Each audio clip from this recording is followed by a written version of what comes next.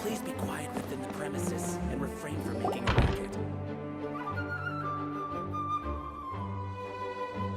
Oh, it's you, cutie.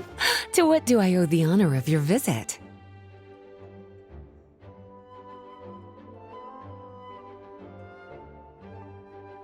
Are you here to peruse the library? Or perhaps you're here to visit a certain someone? As considerate as ever, I see. Alas, what rotten luck. You just so happen to have caught me in the middle of some important work. I'll have to treat you to afternoon tea some other time. Wait, you're actually busy? With work? That's not a sight you see every day. You're right. The last time I was this consumed with research must have been way back at the academia. I haven't done this much thinking for a long time. It's rather exhausting. If you're that interested, why don't you join in on the fun? What do you say? Want to help me relive my days as a scholar? It's not polite to pawn off your work on other people, you know.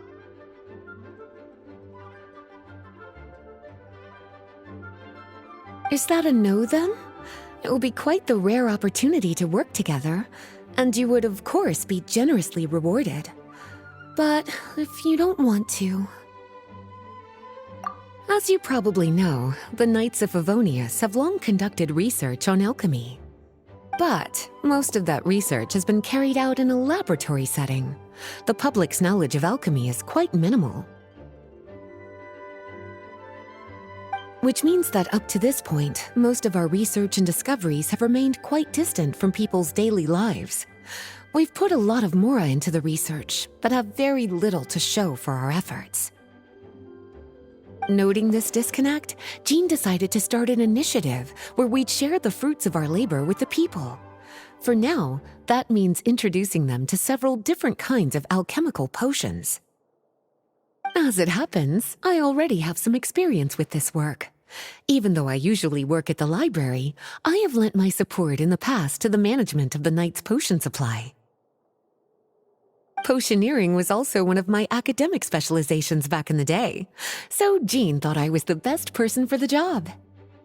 But to create potions practical enough to support the daily needs of the people, a lot of adjustments had to be made to the ingredients we use, and the overall alchemical process also needed to be simplified. All in all, what started as a relatively simple research project soon evolved into something exceedingly complicated. So, are you asking us to help you with your research? 'Cause, you're not exactly talking to two alchemy experts over here.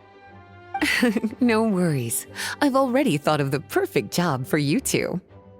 Alchemical practices are becoming more and more advanced, but there's still a disconnect between our research and the general public.